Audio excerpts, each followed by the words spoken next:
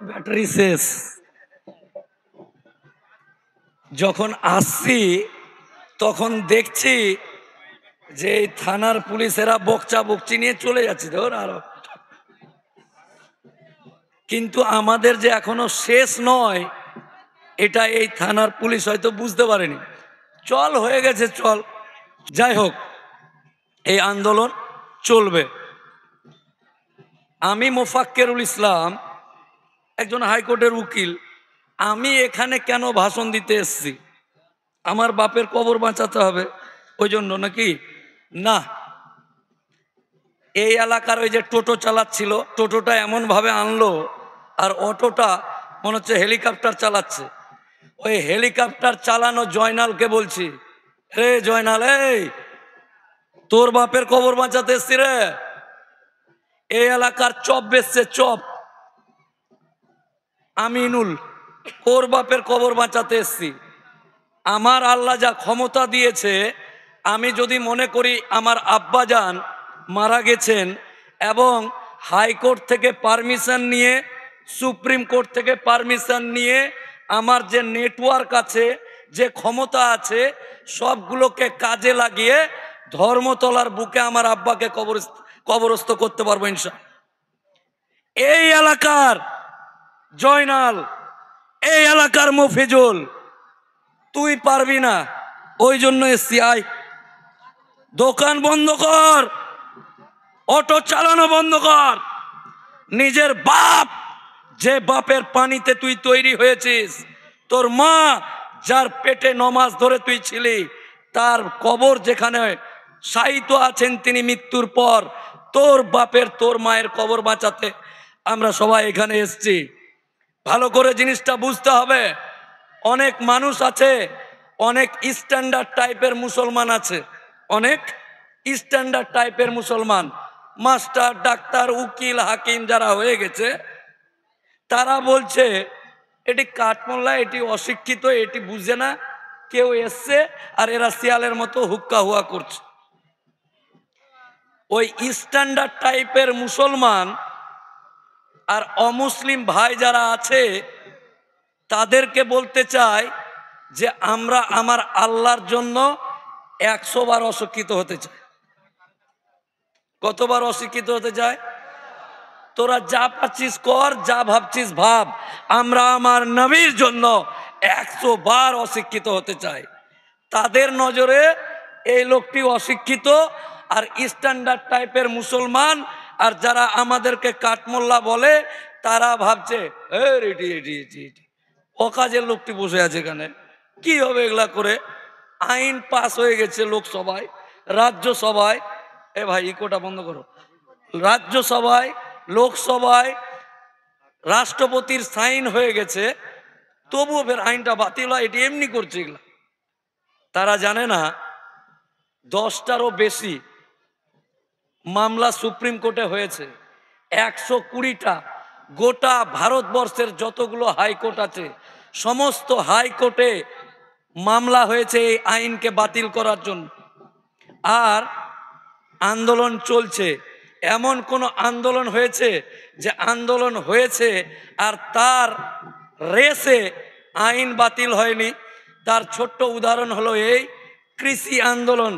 শিখ পাঞ্জাবি যারা ছিল তারা দিল্লিতে ঠান্ডাতে অপারেশন করার পর দেখবেন একটা পাইপ লাগানো থাকে, পাইপ, আর একটা ক্যারি ব্যাগে মুত পড়ে, ওই অপারেশন লাগানো।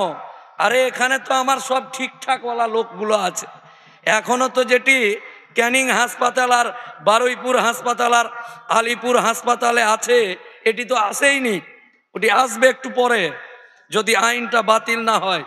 তো ওই শিখ ভাইরা, পাঞ্জাবি ভাইরা ওই পাইপ লাগা মুতের থলি নিয়ে ঠান্ডাতে কাঁপতে কাঁপতে যখন দিল্লির রাজপথে বসেছিল, তখন এই 56 ইঞ্চির মোদি টিভিতে এসে বলেছিল मेरा भूल हो गया, बुझते नहीं पारा और मैंने ये कर दिया, मैं वापस ले रहा हूं।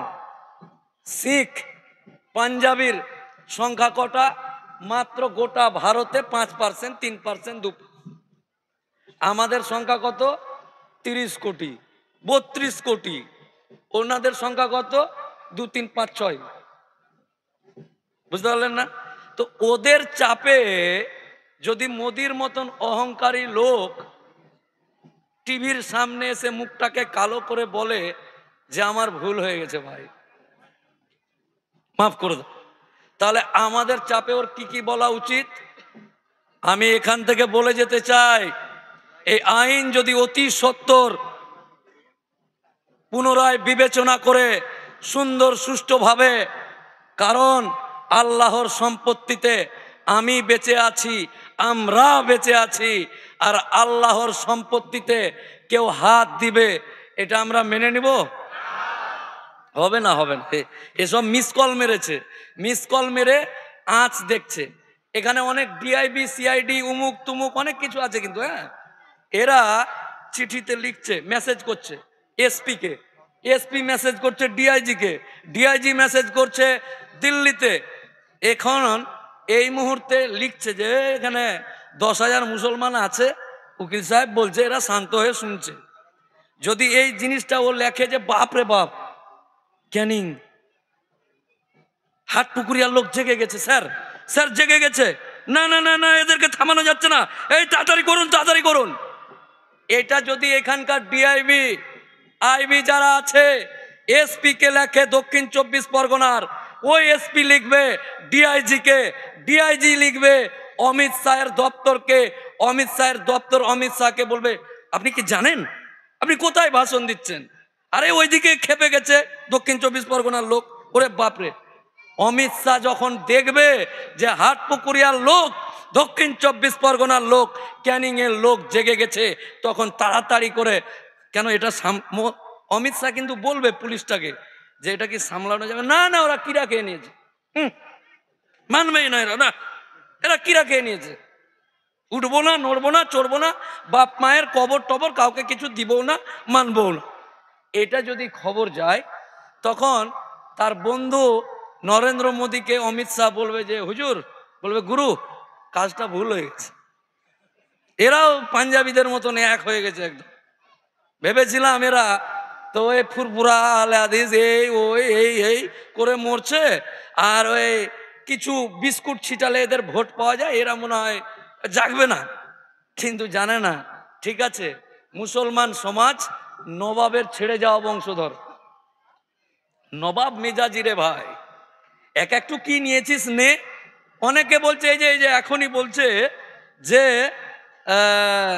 এরা মুখে বলছে হিন্দু মুসলমান ভাই ভাই, তাদেরকে বলছি ডাক্তার ডেকে নিয়ে এসো, হৃদয়টা কাটো, বুকটা চিরে দাও, কলিজাটা বার করে দেখো, হিন্দু মুসলমানের কোনো ব্যাপার নেই আমাদের মাঝে। আমরা হিন্দুদেরকে হৃদয়ে জায়গা দিই, সবাইকে আমরা প্রথমে হৃদয়ে জায়গা দিই, আর হৃদয়ে থেকে কেউ যদি মনে করে মাথায় উঠবো আর মাথায় উঠে নাচবো, তাহলে আল্লাহর কসম এক ঝাঁকিতে সমুদ্রের গভীর তলে ফেলে দেবো ইনশাআল্লাহ। হৃদয় পর্যন্ত আছিস ঠিক আছে, কলিজাতে আছিস ঠিক আছে, মাথায় উঠে কেউ যদি নাচানাচি করে, নিঃসন্দেহে নবাবের ছেড়ে যাওয়া বংশধর, মানসিকতাটা নবাব রাজাদের মতো আছে, কিন্তু তার সাথে মনে রাখতে হবে মুসলিম সম্প্রদায়ের মানুষ বাঘের বাচ্চা বাঘ, চিতা বাঘ, ছোট বাঘ, মাঝারি বাঘ, বুড়ো বাঘ, জোয়ান বাঘ, কত রকমের বাঘ আছে জানেই না। অনেকে বলছে আপনি মনে হয় এখানে উস্কানি দিতে এসছেন, মুসলমানদেরকে উস্কানি দিতে এসছেন। এই জানেই না মুসলমানদেরকে উস্কানি দিতে হয়? মুসলমানরা এমনি রক্ত টকবক করে থাকে। আমাদের মতো লোককে, এই মৌলভী সাহেবদের মতো লোককে, এই সংগঠনের লোককে টকবক করে ফুটন্ত রক্তগুলোকে ধরে রাখতে হচ্ছে।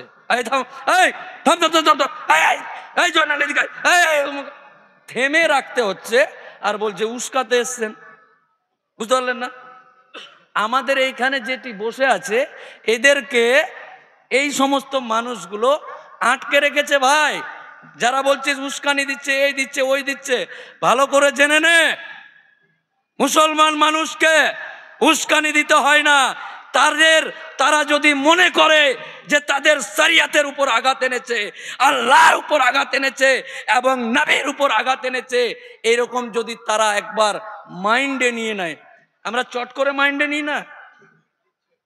আমরা ওই যে কে একটা কি বেঁধেছে, উমুক ওই বাসে গিয়ে বাঁধতে হবে, এগুলা ছোট মোটো জিনিস আমরা নাক গলায়।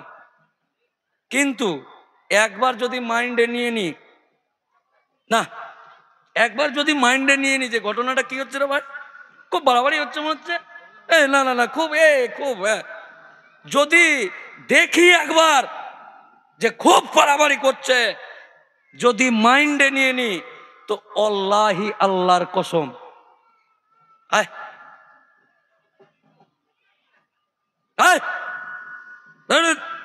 দেখা যাবে। তো আমরা এগুলো বলি না। আমাদের আইনজীবী সাহেব আপনাদেরকে বলল যে সবাইকে সংযত নিয়ে মিটিং করতে হবে, এই করতে হবে, ওই করতে হবে।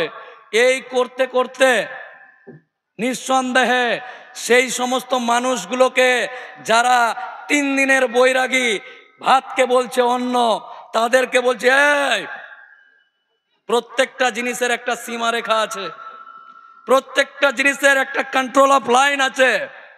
নিঃসন্দেহে আমরা শান্তিপ্রিয় মুসলমান, ভারতের গণতন্ত্র রক্ষাকারী মুসলমান। আমার বাপ দাদুরা এখানে রক্ত দিয়েছে, আর 3 দিনের বৈরাগী এসে বলছে এই আইন পাস করে দেব, ওই আইন পাস করে দেব, করে দিয়েছে।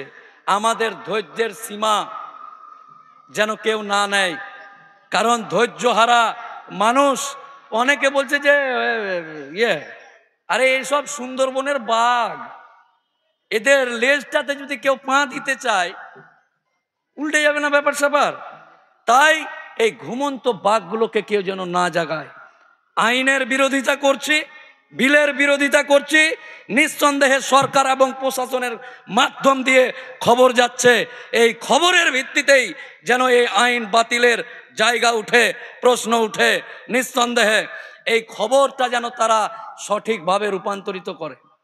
না তো এই সমস্ত চিতাবাঘ, ছোট বাঘ, মাঝারি বাঘ, এই বাঘের লেজে কেউ যদি, ঘুমন্ত বাঘের, হঠাৎ করে আমি ঘুমিয়ে আছি আর আমার লেজটাতে কেউ পা দিয়ে দিয়েছে, আমি বুঝতে পারবো না কি কে আছে, উকিল সাহেব বা আর কিছু বুঝতেই পারবো না, তার আগে কি থেকে কি হয়ে যাবে। তাই নিঃসন্দেহে সেই সমস্ত মানুষগুলোকে বলি লাইন অফ কন্ট্রোল। আমার ওলামা একরাম এবং ভাইরা আছে, তারা তাদের মতো করে নিঃসন্দেহে আপনাদেরকে গাইডলাইন্স দিয়েছে, সেই গাইডলাইন্স অবধি থাকবে। কিন্তু তারপরেও মহান আল্লাহ তাআলা, একজন বলছে এই মোল্লা কাঠমোল্লা,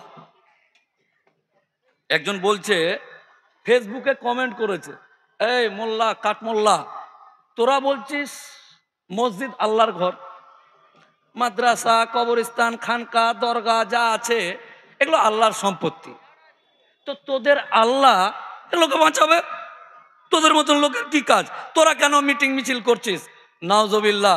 তারা জানে না যে ইসলাম ধর্মাবলম্বী মানুষ শরিয়তকে মানে, কোরআনকে মানে, হাদিসকে মানে, কারণ সেখানে বলা আছে যে শেষ নবীর পরে আর কোন নবী এই পৃথিবীতে আসবে না। শেষ নবীর পরে আল্লাহ কোন নবী এই পৃথিবীতে পাঠাবেন না। আবাবিল পাখি পাথর নিয়ে, জানেন তো আবাবিল পাখি কোন স্বৈরাচারী রাজা মক্কা দখল করতে এসেছিল, ছোট ছোট এইটুকু পাখি মুখে পাথর নিয়ে এসে কাঁকড় মেরে ধ্বংস করেছিল, নাকি জানেন না নাকি? আবাবিল পাখি, আবাবিল পাখি আর আসবে না, আমাদের শেষ নবীর পর আর নবী আসবে না।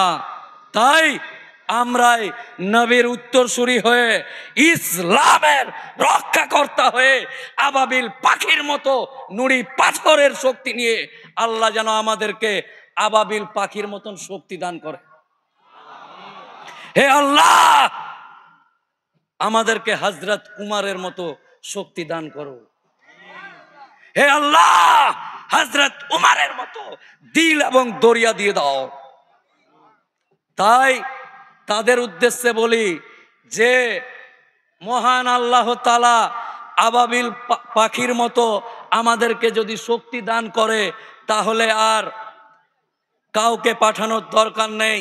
হাটপুকুরিয়া দক্ষিণ 24 পরগনার মানুষ যারা আছে, আচ্ছা এই মানুষটি যদি একবার এইরকম করে জেগে যায়, হাওড়ার লোক লাগবে না?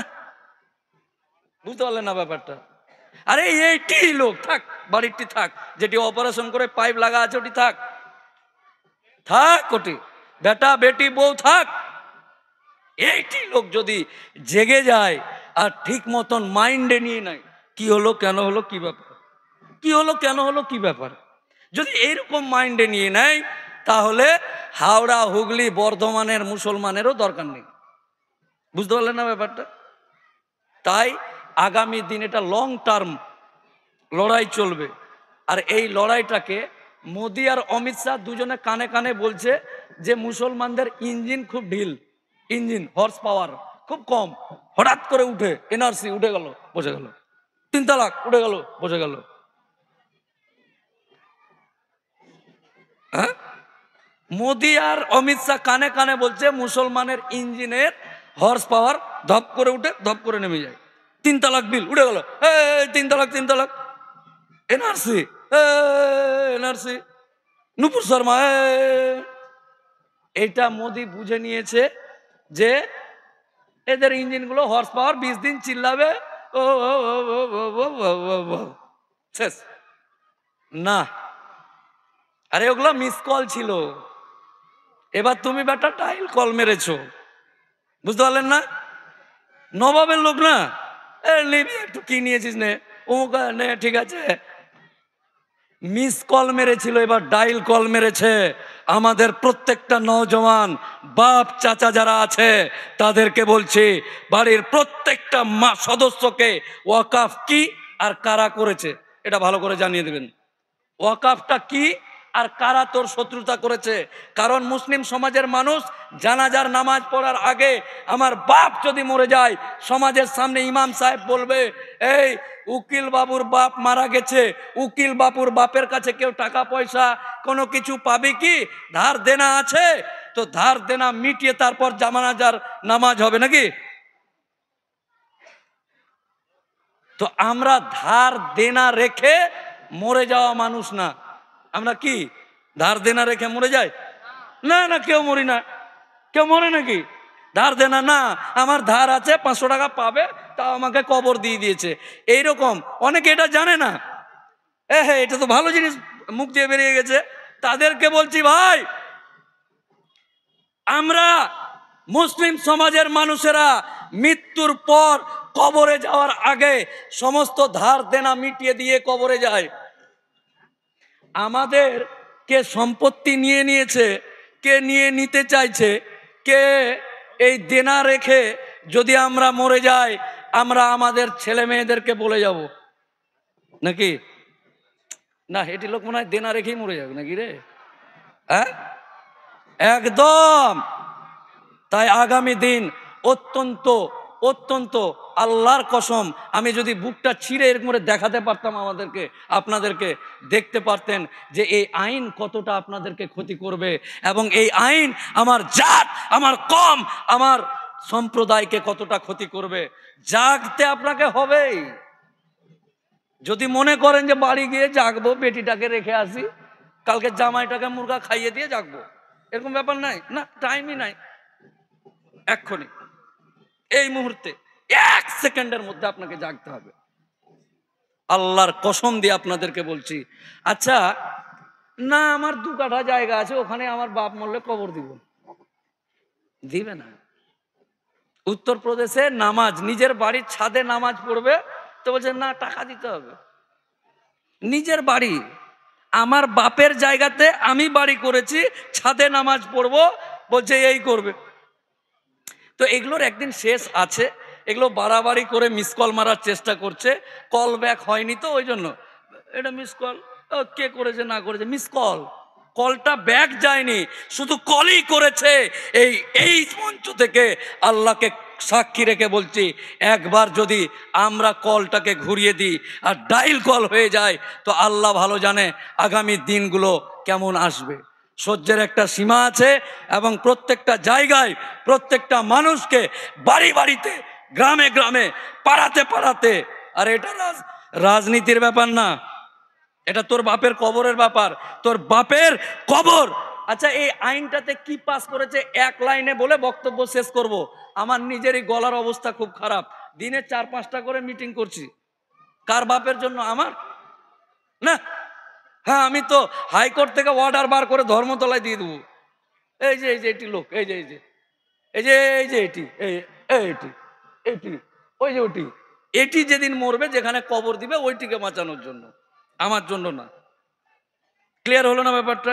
তাই আপনাকে আপনার জিনিসগুলোকে বুঝে নিতে হবে। আগামী দিনগুলো প্রত্যেকটা জায়গায় আপনার সুস্থ এবং শান্তভাবে মিটিং মিছিল করে যেভাবেই হোক না কেন। আর একটা জিনিস ভাই, আন্দোলন কিভাবে করবেন? এই যে ইয়াং তরুণ করে, হ্যাঁ এই যে আছে, হ্যাঁ এই যে ছোট ছোট বাঘ যেগুলো আছে তাদেরকে বলছি, বয়স্ক লোকগুলোকে না। ওটি থাকো চাচা, বাবজি তোমরা বসো একটু করে, ইয়াংজি রে, হ্যাঁ তেরিকার করে, হ্যাঁ এইটিকে চাই। ফেসবুক দখল করতে হবে, ফেসবুক দখল করব, ফেসবুক। ওয়াকা পাইন মানি না, এরকম করে ছবি তুলে ফেসবুক দখল করে নিতে হবে। 3জন আমরা আছি, 3জন এই যে এরকম, এখানে লিখতে হবে ওয়াকাফ আইন মানি না দিয়ে সেলফি তুলে ফেসবুক পোস্ট। কারণ মোদি ফেসবুক চালায়, অমিত শাহ ফেসবুক চালায়, চালাতে চালাতে এই যে মোদি একটা মিটিং এ যাচ্ছে, ট্রেনে বসে আছে, দেখি একটু ফেসবুকটা কি অবস্থা মুসলমানদের। দেখছে দেখছে দেখছে, একটা গান বেজে উঠলো, ননি রে ননি ছি ছি, এটা ছেড়ে দিল, এই টুনির মা চললো।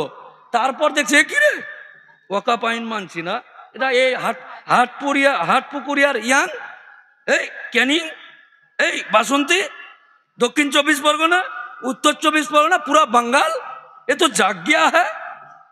ফেসবুকে তারা যেন দেখে এই আইনের আঁচ, এখানে আগুন জ্বলছে, এখানে কি গরম লাগবে না? এটাকে বলে আঁচ, আঁচ, আগুন, আঁচ। ফেসবুক দেখেই যেন প্রত্যেকটা রাজ্যের মানুষ থেকে শুরু করে যারা প্রশাসনে আছে, যারা নেতা আছে, যারা সব কিছুর দায়িত্বে আছে, তারা যেন আঁচটা বুঝতে পারে। তাই আজকের পর থেকে আমার ইয়াং তরুণ ভাই যারা ফেসবুক চালায়, তাদের প্রতিবাদের ভাষাটা সুন্দর সুষ্ঠুভাবে। তার মানে এই নয় মে ক্যা কর লেগা, নিজেই এমন ভাষা লিখে দিলি যে তোর জন্য আন্দোলনটাই ক্ষতি হয়ে গেল, এরকম কোনো ব্যাপার না। শুধু ছবি তুলে পোস্ট করা, অকাপ আইন মানছি না, তার মানে এই না দেখলেগা করলেগা অমুকলা তমুকলা, কিছুই করতে পারবি না, লাস্টে এই আন্দোলনটাকে নষ্ট হবে। তাই সুস্থ সুন্দরভাবে আগামী দিনগুলো এগিয়ে যান। আর একসাথে থেকে, আজকে হাটপুকুরিয়া হলো, কালকে তাল দিয়ে হবে, চলে যাবো। এই জয়নাল, এই টোটো চালাচ্ছিস এখনো লজ্জা করে না? জয়নালের বাপ মরবে, ওই আবার মিটিংটার এখানে টুকটুকি নিয়ে ভিড় করে গ্যাঞ্জাম করছে, লোকজন আসতে দিচ্ছে না। আরে তোর বাপের খবর বাঁচাচ্ছে আর তুই মিটিংয়ে আসতে দিচ্ছিস না, এটা যেন না হয়। এই জয়নাল মফিজুল এলাকার যারা আছে তাদেরকে অত্যন্ত আনন্দের, অত্যন্ত কড়া ভাষায় বলছি যে যারা এখানে উপস্থিত হয়েছে আর যারা আসেনি, আর স্ট্যান্ডার্ড টাইপের মুসলমান যারা আছে তাদেরকে চিহ্নিত করে আগামী দিন যদি প্রয়োজন হয় ওকে বলবো তোর বাপের জায়গাতে তুই কবর দে। বুঝতে পারলেন না? এখন এই কবরস্থান বাঁচাতে আসবি না, আর নিজের বাপের লাশ নিয়ে যখন কবরস্থানে যাবে তখন তাকে বলতে হবে, এই মাস্টার তুই তো সেদিন যাসনি, আমাদেরকে অশিক্ষিত বলছিলি যে আমরা বলে মোল্লা হুহা করছি, তো আজকে তোর বাপেরটা তুই ইয়ে কর, ওই মোদির ওইদিকে কোথায় আছে কবরস্থান ওইদিকে দিয়ে দে, যা এখানে দিস না। একটা লোক, একটা জায়গা যেন 1 ইঞ্চি জায়গা ছাড়া যাবেন ইনশাআল্লাহ। কাহিনী বক্তব্য অনেক আছে, হৃদয়টা বললাম যে রাত্রে গিয়ে। আচ্ছা, আপনার বাপের কবরে কেউ এসে টোটো চালাবে, ভুটভুটি চালাবে, পানের পিঠ ফেলবে, আর আপনি বেঁচে আছেন, এটা কেমন উল্টা পুল্টা হিসাব হয়ে গেল না? উল্টা পুল্টা হিসাব হয়ে গেল। আচ্ছা, অনেক আইনের ব্যাপারে শুনে নিয়েছেন যে কি কি পরিবর্তন করতে চাইছে, একটা জিনিস বলে শেষ করছি। এই এলাকায় যে কবরস্থানটা আছে ওই কবরস্থানটাতে বৃষ্টির দিনে কবর থেকে পানি উঠে। আমার বাপ মরেছে, আমার বাপ মরেছে, আমি এই এলাকার লোক। যে কবরস্থান আছে ওই কবরস্থান থেকে কবরটা থেকে পানি উঠছে। এটা দেখে এই এলাকার রহিম হাজিকে বললাম, চাচাজি ওই পুকুরের পাড়ে যে জায়গাটা আছে 10 কাঠা, এটা তুমি কবরস্থানের নামে দান করো, আল্লাহ তোমাকে অনেক টাকা দিয়েছে, সম্পত্তি দিয়েছে। হাজি সাহেব, চাচাজি তুমি এই কবরস্থানটা দান করো। রাজি হয়ে গেল, এই রহিম চাচা রাজি হয়ে গেছে, হাজি সাহেব রাজি হয়ে গেছে। এই উঁচু জায়গাটা দান করতে গেলে কি করতে হবে? এই নতুন আইনে না তো এই রহিম চাচা হাজি সাহেব যে হজ করে এসছে এ 5 বছর ধরে মুসলমান কিনা তার সার্টিফিকেট নিয়ে আসতে হবে যে আমি মুসলমান, আমি রহিম হাজি। এই দেখো ছবি তুলে দেখাতে হবে, আমার খতনা করা আছে, আমি রহিম হাজি, আমি মুসলমান, আমার বাপ মুসলমান, দাদু মুসলমান। এই মুসলমানের সার্টিফিকেট নিয়ে ওই হাজি সাহেবকে দিতে যেতে হবে, ওই মসজিদ না ওই জায়গাটা দান করতে যেতে হবে। তো আমি মুসলমান কিনা সার্টিফিকেট কে দিবি রে? এই কে তুই ভাই? আমার নিজের মাথার ঘাম পায়ে ফেলে জমি রেস্ট্রি খতিয়ান মতিয়ান সব আমার নামে, আমি দিব দান এই এলাকার মুসলমানকে। আর তোকে পরিচয় দিতে হবে, লুঙ্গি তুলে ছবি তুলে বলতে হবে যে আমি রহিম হাজি 5 বছর ধরে মুসলমান, তাই এই জমিটা এদেরকে দান করছি। এই ক্ষমতা কে দেয়? এরা এরা জানে না নাকি? হাইকোর্টে আমি ওকালতি করি, অনেকগুলো উকিল আমার বন্ধু আছে, তৃণমূল, বিজেপি, সিপিএম, এনা তেনা বেনা সিস যা আছে সবাই এসে বলছে এই তুই একটু বড্ড মুসলমান মুসলমান করছিস। আপনাদেরকেও বলবে তোরা বড্ড ওয়াকাপ ওয়াকাপ করছিস, বলবে গেলেই তোদের মনে হচ্ছে মাথা খারাপ হয়ে গেছে, ওয়াকাপ ওয়াকাপ করছিস। তো আমাকে সবাই মিলে ধরেছে, সব নেতারা ধরেছে, বলছে হ্যাঁ তুই বড্ড মুসলমান মুসলমান করছিস। তো উত্তর দিয়েছিলাম আমার বাপ মুসলমান, আমার দাদা মুসলমান, আমি মুসলমান, আমার বেটা মুসলমান, আমরা এক স্তরে এক আল্লাহতে বিশ্বাস রাখি। তো আমি মুসলমান না তো কি করবো? ডুগডুগি বাজাবো? কি করতে হবে? মানে ওর কথাতে মুসলমানগিরি বাদ দিয়ে কি করতে হবে তাহলে? মানে প্রশ্নর ধাঁচ দেখেন, চারিদিকে 4 দিন প্রত্যেক দিন এই করো ওই করো করে দাঙ্গা লাগিয়ে বেড়াচ্ছে। ফেসবুকে দেখছি একটা ভিডিওতে ডাইরেক্ট বলছে ইয়া করেগা হুয়া করেগা, হিন্দু হিন্দু ভাই ভাই, পোস্টার মারছে, পোস্টার মারছে বাঁকুড়াতে, হিন্দু হিন্দু ভাই ভাই এই ওই যেই সেই করে, যেগুলোকে আমরা থুতুও ফেলবো না। আমরা যে জিনিসগুলোতে যে ওই চিন্তা ভাবনাগুলোতে যদি বলে উকিল সাহেব আমার এটা চিন্তা ভাবনা হিন্দু হিন্দু ভাই ভাই এই ওই ওই, এটাতে একটু থুতু ফেলেন, আমি বললাম না, আমি একটা হাইকোর্টের উকিল, আমার থুতুরও দাম আছে, এই সব জায়গাতে থুতু ফেলবো না। তো ওই মানসিকতাগুলো নিয়ে আমাদের মতো মানসিকতা এই সরল সিধা মানুষগুলোকে বলছে যে এরা গন্ডগোল লাগানোর চেষ্টা করছে। তাই সহ্যের সীমা যদি পার হয় আগামী দিন প্রশাসনকে সহযোগিতা করবেন আপনারা, আর বাকিটা ইনশাল্লাহ আল্লাহ আছে। রুজির মালিক আল্লাহ, দেহের মালিক আল্লাহ, আমার স্ত্রী বাচ্চা কাচ্চা সবার মালিক আল্লাহ, রুজি রোজগারের মালিক আল্লাহ, সমস্ত পুরে কায়নাতের মালিক আল্লাহ। তাই কে কি করলো কার কি হলো এত আল্লাহর সম্পত্তিতে, সমস্ত কিছুর মালিক আল্লাহ। আল্লাহর সম্পত্তি বাঁচাতে গিয়ে বুঝবে আল্লাহ, চলে গেলাম, বউ বাচ্চা আছে আল্লাহ বুঝবে, আল্লাহ তাদেরকে কিভাবে খাওয়াবে।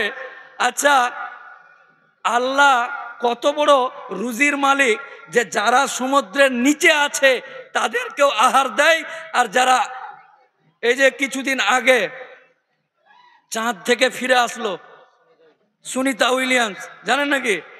এটা কিন্তু অনেক নেতা আছে উচ্চারণ করতে পারেনি, টিভিতে দেখেছি। আমরা তো পারি রে, আয় দেখে যা, পারলাম, পারছি। তো ওই চাঁদে যখন গেছিল ওই মহিলাটাকেও আল্লাহ খাবার জুগিয়েছে। তো আমি যদি নাই আল্লাহর জমি বাঁচাতে সম্পত্তি বাঁচাতে, আমি নাই, আপনারা শুনলেন যে উকিল সাহেব নাই, আপনাদেরকে খাবার দিতে যেতে হবে না, আল্লাহ বুঝে নেবে যে কাকে দিয়ে দেওয়া হবে, কাকে দিয়ে খাওয়াবে, আল্লাহর ব্যাপার। তাই আগামী দিন খুব শক্তভাবে এটাই শেষ, কোনো কাহিনী চলবে না, কোনো রকমের কাহিনী শুনবো না, চলবে না, এটাই শেষ কামড়। এই কামড়েই যেন বুঝতে পারে এবং বলে যে গুরু ভুল হয়ে গেছে। পারবেন এটা করতে? না না না না না না না, এরকম হাত উঠিয়ে দিয়ে ওইদিকে খৈনি কচলাতে কচলাতে, ভালোই বলছিল উকিল সাহেব, ওইটা উকিলও ভালো বলছে, এটাও ভালো বলছে, দিয়ে ছাড়, শেষ না। এই বিষয়টাকে গুরুত্ব দিয়ে করতে হবে একদম। আল্লাহি, আল্লাহর কসম, দেখেন আপনাদের সামনে আমি কাঁদতে পারবো না, কাঁদলে বলবেন যে উকিলটা কাঁদছে এসে, রাত্রে ঘুম হয় না। আপনি তো সারাদিনে 300 টাকা ইনকাম করেন, কিভাবে কটা প্যাসেঞ্জার এলো আর কি হলো এটা নিয়ে ব্যস্ত। আমাদেরকে আল্লাহ অর্থ দিয়েছে, টাকা দিয়েছে, সম্মান দিয়েছে, রুজি রোজগার দিয়েছে। আমরা যখন আমার স্ত্রীর পাশে রাত্রে 12টার সময় এসি চালিয়ে দিয়ে ঘুমাই, আল্লাহর কসম আপনাদের চেহারাগুলো মনে রেখে আমাদের ঘুম আসে না। হে আল্লাহ, আমি ভালো আছি, আমার পরিবার ভালো আছে, আমাকে তুমি ক্ষমতা দিয়েছো, কিন্তু এই ক্ষমতা দেওয়ার পরে তোমার অন্যান্য বান্দারা যেই দিন সেই দিন যদি আক্ষেপ করে বলে, হে আল্লাহ, কিয়ামতের দিন যে উকিল সাহেবকে আপনি টাকা দিয়েছিলেন, সম্মান দিয়েছিলেন, অর্থ দিয়েছিলেন, আমরা তার এলাকার মানুষ, তার রাজ্যের মানুষ, উকিল সাহেব আমাদের জন্য কিচ্ছু করেনি, সেই দিন কিন্তু আল্লাহর সামনে আমি লজ্জিত হব। আল্লাহর কসম আপনাদের জন্য ঘুম আসে না।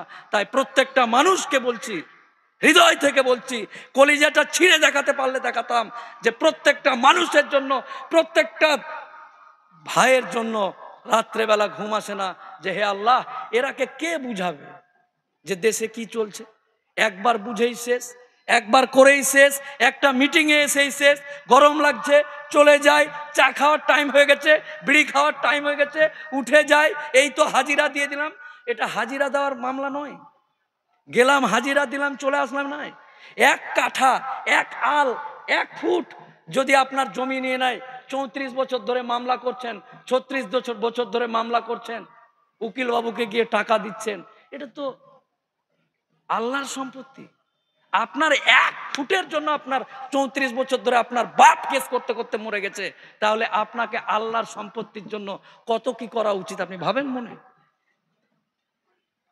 আপনাদের সকলকেই শান্ত ভেবে, শান্ত মানে এই নয় যে কেউ আপনাকে ইয়ে করছে আর আপনি বলেন না চুম্মা, অত ব্যাপার নেই। ঠিকভাবে চলতে হবে, আন্দোলন করতে হবে, কে কি করছে দেখতে হবে, যদি কিছু এরকম হয় তো হতে হবে, দেখতে হবে ব্যাপারগুলো, যে কোথায় কি হচ্ছে, কেন হচ্ছে, কি ব্যাপার। তাই সবাই চোখ নাক মুখ কান খুলে দিয়ে দিলে হাত দিয়ে একবার ভাববেন যে বক্তব্যগুলো দিলাম, আপনাদের কাছে যে আবেদনগুলো রাখলাম, এই আবেদনগুলো।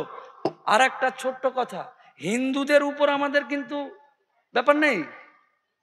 এই সিনে বা এই ক্যাসেটে হিন্দু হিন্দু হিন্দু হিন্দু না, এটা মুসলমানের ব্যাপার, এটা আল্লাহর সম্পত্তির ব্যাপার। তাই বলে ওই শ্যামলকে বিমলকে ধর, এই কর, টাইম আছে নাকি, যা এদিক ভাই যা, এটা আল্লাহর ব্যাপার, এটা রাস্তা, শ্যামলকে ধরো, বাইক ধরো না, যা এদিক দিয়ে যা, এদিকে আল্লাহর ব্যাপার চলছে, আমরা এদিকে আছি, চল চল তুই চলে যা ভাই, এদিক দিয়ে যা। বুঝতে পারলেন না ব্যাপারটা? তা আমরা যে হিন্দুদের প্রতি রাগ ঝাল মিটানোর ব্যাপার না, এটা জাতির ব্যাপার নয় তো, যে জাতের লড়াই হচ্ছে, হিন্দু মুসলমান হয়ে গেছে না, এটা একটা নীতির লড়াই। তোরা যা বাবা যা, এদিক দিয়ে যা, না এটা চাচু খাওয়া যা, এখানে এই লড়াইটা হবে আলাদাভাবে। তাই এই এলাকার যারা আছে তারা, আপনারা বিভিন্ন জায়গায়, প্রথম কথা হলো দেনা রেখে মরি না, কথাটা মাথায় রাখতে হবে, যে দেনা থেকে গেল নাকি আমি মরার আগে, শুধুমাত্র ওই মাছের দাম 60 টাকা পাবে ওইটা না, সব রকম দেনাগুলোকে মিটিয়ে আপনাকে মরতে হবে, নাহলে কবর দিতে দিবেন না। দেনা রেখে যদি মরে তো প্রত্যেকটা ইমাম সাহেবকে বলে দেবো যে ওকে ইয়ে কর, ওকে ফেলে ইয়ে কর, মোদির ইয়েতে পাঠিয়ে দে, গুজরাটে গিয়ে কবর দিব, এখানে কবরস্থানে ওর জায়গা নেই। তাই দেনা রেখে যখন মরতে হবে না, সুন্দরভাবে কৌশলগতভাবে আপনাদেরকে বলার চেষ্টা করলাম। আগামী দিন আবার বলছি যে খৈনি কচলে দিয়ে ভুলে গেলাম এটা করবেন না। যেখানে যা হবে, আপনি দোকানদার, আপনি ব্যবসায়িক, আপনি চাকরি করেন, ঠিক আছে আসছি রে, তাল দিতে মিটিং আছে, হ্যাঁ বিলটা নিয়ে যায়, ভাই চায়ের দামটা, বাপের কবরে দিয়ে চলছে, কেন 2 টাকা 2.5 টাকা নিয়ে উঠছে, যা পরে যাচ্ছিস। আবার ওই মিটিংটা করে এসে, হ্যাঁ কি বলছিলি, কটা চা নিবি, কটা চা, দুধ চা না লাল চা, চলবে। কাপড়ের দোকান হোক আর যাই হোক, আর যে যাই করেন না কেন, এই ক্ষেত্রে সময় বার করে আপনারা সেই আন্দোলনগুলোতে যাবেন। ভালো থাকুন। আগামী দিন আল্লাহ যেন আমাদেরকে, আবার বলি, আবাবিল পাখির মতন শক্তি দান করে। আল্লাহ যেন আমাদেরকে হযরত উমারের মতন শক্তি দান করে, আমিন। আল্লাহ যেন আমাদেরকে হযরত উমর রাদিয়াল্লাহু তাআলার মতন শক্তি দান করে, এবং আগামী দিন যেন আমরা একটা সম্প্রীতির ভারতবর্ষতে সুন্দরভাবে বাস করতে পারি। আসসালামু আলাইকুম ওয়া রাহমাতুল্লাহি ওয়া বারাকাতুহু।